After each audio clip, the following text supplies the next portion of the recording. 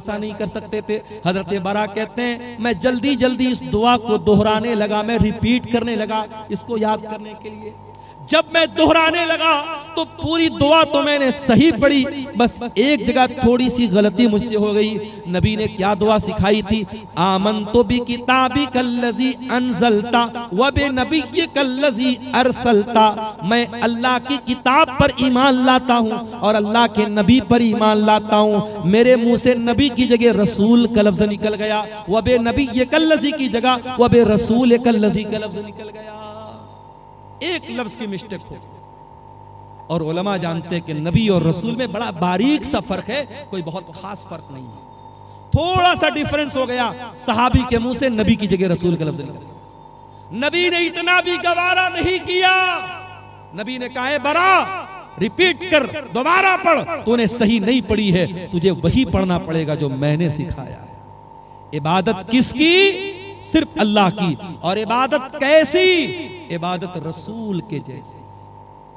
रमजान आने वाला है, रमजान के बाद एक सदका हम देते हैं, उसको सदका फित्र बोला जाता है। आपके यहां भी सदका फित्री बोलते हैं, कहीं की फितरा भी बोलते हैं। तो ये जो फितरा होता है ये कब देना है? बोलो भाई, ईद की नमाज के पहले देना है या बाद में देना है? पहले देना है। अब जरा गौर से सुनना, अल्लाह के नबी फरमाते हैं मन अद्दाहा क़ब्ल सलाती फहिया ज़कातुन मक़बूलतुन। जिसने सदक़े फित्र ईद की नमाज के पहले दिया उसका सदक़े फित्र कबूल होगा, और जिसने ईद की नमाज के बाद दिया उसका सदक़े फित्र कबूल नहीं होगा। फॉर एग्जाम्पल, मेरे परिवार में 10 लोग हैं, हम भाई बहन मेरी बीवी बच्चे सब मिला के मिसाल दे रहा हूँ, 10 लोग हैं। अब मान लो 2.5 किलो मुझे अनाज देना है सदक़े फित्र में। अब 2.5 किलो 10 लोगों की तरफ से कितना हो गया? 25 किलो। अब मान लो ईद अगले दिन है और आज रात में मैं गल्ला लेने गया, अनाज लेने गया, दुकान बंद हो गई। अब मैंने कहा यार तो बहुत लेट हो गया, क्या करें, चलो सुबह देखते हैं। सुबह फजर की नमाज पढ़ी, ईदगाह गया, ईद की नमाज पढ़ी। उसके बाद दुकान खुली गल्ले वाले की। मैंने कहा एक काम कर भाई, तू 50 किलो अनाज दे दे मुझे 25 देना था, मैं डबल दे रहा हूं, 50 दे रहा हूं। लेकिन अल्लाह के नबी फरमाते हैं कि आपने ईद की नमाज के बाद में दिया तो आपको सदक़े फित्र का सवाब नहीं मिलेगा। क्वांटिटी डबल हो रही है, मैं डबल मात्रा में दे रहा हूं, मगर वो सवाब नहीं मिलेगा। सिर्फ 15 मिनट का फर्क पड़ गया। नमाज के पहले देता तो सदक़े फित्र कबूल हो जाता, नमाज के बाद दे रहा हूं तो कबूल नहीं होगा। ये है शरीयत। इबादत कैसी? इबादत रसूल के जैसी। आप टाइमिंग भी जरा सी चेंज करेंगे तो इबादत अल्लाह के कबूल। एक और मिसाल देता हूं, हमारा दूसरा त्योहार कौन सा है? बोलो भाई, ईद के बाद कौन सा त्योहार है दूसरा? शबे बारात कि मुहर्रम? ईद मिलादुन नबी है, ईद उल अज़हा, बकरीद का त्योहार। बकरीद के त्योहार पे आप कुर्बानी कब करते हैं? ईद उल अज़हा की नमाज के पहले करते हैं या बाद में करते हैं? कोई पहले करता हो जरा हाथ उठाए। कोई पहले तो नहीं करता ना। अल्लाह के नबी ने फरमाया मन ज़बह क़ब्ल सलात, जिसने कुर्बानी ईद की नमाज के पहले की, जिसने बाद में की, फ़क़त तम्म नुसुकुहु, उसको कुर्बानी का सवाब मिलेगा। और जिसने ईद उल अज़हा की नमाज के पहले कुर्बानी की उसको गोश्त मिलेगा, कुर्बानी का सवाब नहीं मिलेगा। आप डबल बकरा ले आए, डबल जानवर ले आए, 2 करते थे 4 ले आए, लेकिन अगर आपने ईद उल अज़हा की नमाज के पहले कुर्बानी कर दी, आपकी कुर्बानी अल्लाह के कबूल नहीं होगी। इबादत कैसी? इबादत रसूल के जैसी। एक और मिसाल आपको देता हूं, हज करने जो लोग गए हैं अल्लाह उनका हज कबूल करे। जो इस साल जाना चाहते हैं अल्लाह सेहत और सलामती के साथ उनको रवाना फरमाए, और जिनके दिल में इरादा और ख्वाहिश है अल्लाह जिंदगी में उनकी ख्वाहिश पूरी फरमाए। हज में आप जाते हैं, बड़े आराम से मक्का में होटल में ठहरे हुए हैं। पहले आप गए, उमरा कर लिया, उमरा करके आराम से नॉर्मल कपड़ा पहना, आराम से मक्का में होटल में रह रहे। 8 ज़िलहिज्जा की तारीख आई, नबी का हुक्म है 8 ज़िलहिज्जा की जैसे ही तारीख आई, चलो हाजियो एहराम बांधो और मक्का छोड़ के कहां पहुंचो? मिना में। मक्का में आराम से एसी होटल में कमरे में रह रहे थे। मिना में टेंट लगा हुआ है, हजारों लाखों लोग वहां हैं, वहां टेंट में हमको जाके रहना है। और वहां जाके क्या करना है? बस 5 टाइम नमाज पढ़ना है, 4 रकात वाली नमाज को 2 पढ़ना है, वहां कोई काम नहीं, सिर्फ नमाज पढ़ना है। अब कोई अल्लाह का बंदा कहे कि या अल्लाह मैं आराम से होटल में रह रहा था, एसी में रह रहा था, हरम में नमाज पढ़ रहा था, एक नमाज का सवाब 1 लाख नमाज के बराबर मिल रहा था, मुझे मिना क्यों भेजा जा रहा है? जवाब ये मिलेगा, इबादत कैसी? इबादत रसूल के जैसी।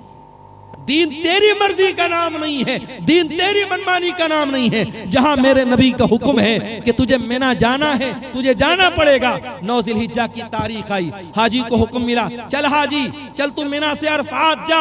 अरफात में हाजी पहुंचा, वहां जाके जोहर पढ़ लिया, असर पढ़ लिया, जोहर और असर एक साथ पढ़ लिया। अब जोहर से लेकर के सूरज डूबने तक 5 घंटा 6 घंटा कड़ी धूप निकली है, मई का महीना है। हाजी आराम से अपने मिना में टेंट में रह रहा था, उसको अरफात में भेजा गया है, खुले मैदान के नीचे 5-6 घंटा। क्या करना है? कुछ नहीं करना है, कोई नमाज पढ़ना है नहीं पढ़ना है। जोहर असर के बाद वहां बैठ के अल्लाह का जिक्र करना है, दुआएं करना है। ये हज का पूरा तरीका कभी आप गौर कीजिएगा, हज का पूरा तरीका हमें बताता है इस्लाम हमारी मर्जी का नाम नहीं है, इस्लाम हमारी ख्वाहिशात का नाम नहीं है, इस्लाम अपनी इच्छाओं पर चलने का नाम नहीं है, इस्लाम अल्लाह और उसके रसूल के तरीके पर चलने का नाम है। इबादत किसकी? इबादत सिर्फ अल्लाह की। और इबादत कैसी? इबादत रसूल की जैसी। मेरे अजीजों, आज अफसोस की बात है कि मुसलमान अपने आप को मुसलमान भी कहता है, नबी का कलमा पढ़ने वाला भी कहता है, और दीन में मनमानी करता है, दीन में नई नई बिदअतें निकालता है। मुसलमान भूल गया, उसके नबी अपने हर खुतबे में कहते थे, व शर्रुल उमूरि मुहदसातुहा व कुल्लु मुहदसतिन बिदा व कुल्लु बिदअतिन ज़लाला व कुल्लु ज़लालतिन फिन्नार। दीन के अंदर हर नया काम बिदात है और हर बिदत गुमराही है, और हर गुमराही जहन्नम में लेकर के जाने वाली है। ये बिदतें हमारा दुनिया में भी जीना हराम कर रही हैं। अभी मैं नौगछिया से आपके कटिहार आ रहा था, मुझे किसी ने बताया वहां पे कोई उर्स हो रहा है। उर्स जानते हो? उर्स क्या होता है भाई? उर्स वो तारीख होती है जिस तारीख में जिसकी मजार है, जिसकी कब्र है, उसका इंतकाल हुआ है, उसके इंतकाल पर गम नहीं मनाया जाता, उर्स मनाया जाता है। क्यों? ये अकीदा रखा जाता है कि अल्लाह का वली जिस दिन उसका इंतकाल हुआ उसकी तो सुहाग रात है। नौज़ुबिल्लाह। उर्स के माने, ये मैं गलत तर्जमा नहीं कर रहा हूं, उर्स दुल्हन से बना, आरीस से बना है। गोया कि वो अल्लाह से मुलाकात कर रहा है, अपने महबूब से मिल रहा है, उसकी शादी की रात है, उस खुशी में उर्स मनाया। अस्तगफिरुल्लाह, ये है उर्स की हकीकत। और मुसलमान आज उर्स मना रहा है, पूरा नौगछिया का पूरा रोड जाम है। मेरे प्यारे साथियों, ये बिदअतें हमारा जीना हराम करती है। आज आप देख लो, इस्लाम के ऊपर अमल करने में कोई ट्रैफिक जाम नहीं होता, इस्लाम पर अमल करने में किसी के लिए कोई मसला खड़ा नहीं होता। मसला तब खड़ा होता है जब हम बिदात और खुराफात में मुब्तला होते हैं। और अल्लामा इकबाल ने सही कहा था, ये उम्मत रिवायात में खो गई, हकीकत खुराफात में खो गई। मेरे भाइयों, बिदात से बचो। और आखिरी बात बयान करके बात खत्म कर रहा हूं, ये बिदात जो होती है ये आखिरत में भी बहुत घाटे का सौदा बनेगी, आखिरत में भी बहुत नुकसान पहुंचाएगी। अल्लाह के नबी जब कयामत के दिन अपने उम्मतियों को कौसर का जाम पिलाएंगे तो कुछ ऐसे लोग आएंगे जिनके हाथ और पैर चमक रहे होंगे वजू की वजह से, वजू की वजह से उनके हाथ पैर चमक रहे होंगे। अल्लाह के नबी उनको कौसर का जाम पिलाना चाहेंगे। फरिश्ते कहेंगे, अल्लाह के नबी आप इनको नहीं पिला सकते।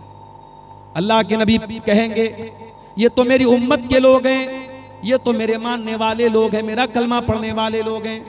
आप फरमाएंगे, क्यों इनको मुझे तुम कौसर का पानी नहीं पिलाने दे रहे हो? फरिश्तों, क्या बात है? फरिश्ते क्या जवाब देंगे?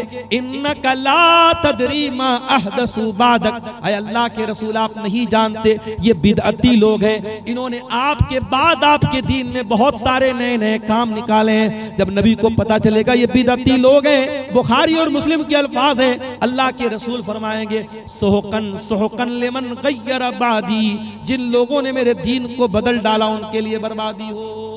तो बिदअती को कयामत के दिन अल्लाह के नबी भी धक्का देके भगा देंगे, उसको न कौसर का जाम मिलेगा न अल्लाह की नजात मिलेगी। अल्लाह हम सबको बिदअत और खुराफात से बचाए। ये 2 सवालात आए हैं, इनका जवाब देके मैं इजाजत चाहूंगा। सोने की सही तरीका क्या है, यानी किस तरफ सर करके सोना चाहिए? अगर पश्चिम की तरफ पैर करके सोए तो क्या हो? कोई हर्ज की बात नहीं, पश्चिम की तरफ पैर करके सोने में कोई हर्ज की बात नहीं, कोई ऐसी दलील नहीं है कि पश्चिम की तरफ पैर करने से ये किबला की तौहीन होती है। पश्चिम की तरफ सिर्फ आपको पेशाब करने से मना किया गया है, पश्चिम की तरफ आपको पाखाना करने से मना किया गया है। पश्चिम की तरफ आप जब पेशाब पाखाना करें तो ना तो अपना चेहरा करें ना पीठ करें। इसी तरीके से पश्चिम की तरफ थूकने से मना किया गया है, लेकिन पश्चिम की तरफ पैर करके सोने में कोई हर्ज की बात नहीं है। बल्कि अगर कोई मजबूर आदमी है जो बैठ करके नमाज नहीं पढ़ सकता है, जब वो लेट करके नमाज पढ़ेगा तो उसका पैर किधर होगा? पश्चिम की तरफ ही होगा। लिहाजा अच्छा, सोने का सही तरीका क्या है? बहुत आसान है। आप दाहिनी करवट लेट जाएं और अपने गाल के नीचे अपना हाथ रख लें और जो दुआएं अल्लाह के नबी ने सिखाई है वो दुआएं पढ़ के सोएं, वजू करके सोएं, तो ये ज्यादा बेहतर है। ये तरीका जो सोने का बताया गया है। भागलपुर जिला में एक जगह है जिसका नाम बीपुर है, वहाँ पे एक पीर के नाम से मशहूर है। वहाँ पे कटिहार के मुसलमान और भागलपुर के मुसलमान ज़्यादातर मन्नत के इरादे से बकरा और मुर्गा चढ़ाने जाते हैं। बिल्कुल गलत है। शब बारात में खूब रोजा रखते हैं जी। देखिए, शबे बारात का रोजा साबित नहीं है, लेकिन हर महीने की चांद की 13, 14, 15 तारीख का अय्याम 20 का रोजा, जो चांदनी रातों का रोजा होता है, वो अल्लाह के नबी रखते थे। तो अगर आप हर महीने रखते थे तो शाबान में भी रखिए। अगर शाबान में आप रखना चाहते हैं 13, 14, 15 का आप रोजा रख सकते हैं, लेकिन खास 15 शाबान का शबे बारात का रोजा बिल्कुल गलत है, उसका कोई सबूत नहीं। इसी तरीके से भी ये जो भाई ने बताया बीपुर में जाके मुर्गा और बकरा चढ़ा रहा है, बिल्कुल गलत है, हराम है। वमा उहिल्ल बिही लिगैरिल्लाह, अल्लाह के सिवा किसी और के नाम से अगर जानवर ज़बा हो रहा है, शिर्क है। ना तो उस जानवर का गोश्त खाना जायज़ है और ऐसा करना अल्लाह के साथ शिर्क करना है। जिस तरीके से नमाज इबादत है, रोज़ा इबादत है, उसी तरीके से जानवर ज़बा करना भी इबादत है। जानवर आप सिर्फ अल्लाह के नाम से ही ज़बा कर सकते हैं। इसीलिए जो मैकडॉनल्ड में जाके चिकन खाते हो, पता लगा लो कि वो ज़बा वाला जानवर है कि नहीं है। अगर मैकडॉनल्ड में झटका वाला है या मशीन के जरिए काटा गया जानवर है, अल्लाह का नाम नहीं लिया गया है, तो वो चिकन और मटन आपके लिए खाना जायज़ नहीं। जहां भी होटल में खाना खाओ, तहकीक कर लो। अगर इत्मीनान नहीं है तो वेज खा लो, नॉन वेज मत खाओ। कोई ऐसा गोश्त मत खाओ जिसके बारे में डाउट है कि उस पर अल्लाह का नाम लिया गया है या नहीं लिया गया है। यही बातें हैं जिन पर मैं आपसे इजाज़त चाहता हूँ। अल्लाह से दुआ है रब्बुल आलमीन हम सबको कहने सुनने से ज़्यादा अमल की तौफीक अता फरमाए। आमीन व आखिर दावाना अल्हम्दुलिल्लाहि रब्बिल आलमीन वस्सलामु अलैकुम व रहमतुल्लाह। और एक छोटा सा सवाल है कमेटी की तरफ से, कबीराज से इलाज कराना कैसा है? हमारी बिरादरी की औरतों का बहुत ज़्यादा भरोसा रहता है। कौन है कबीराज? कोई भी हो, ओझा।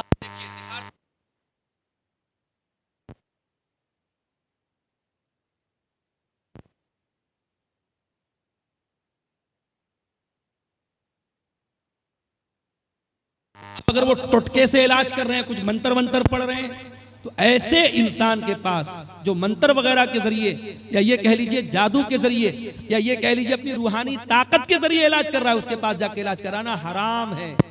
ऐसे बहुत सारे ओझा और बाबा होते हैं, वो मरीज को ऐसे हाथ लगा देते हैं, मरीज ठीक हो जाता है। ये सब शैतानी ताकतें हैं, कभी खबरदार इनके पास नहीं जाना। आप तकलीफ बर्दाश्त कर लो, लेकिन शिर्क के अड्डों पर मत जाओ मेरे प्यारे साथी, बिल्कुल ये गलत है। और मुसलमान औरतें अगर वहां जा रही हैं, गलत कर रही हैं, उनके घर के गार्जियन को चाहिए कि अपने घर की औरतों को ऐसा ना करना। ठीक है।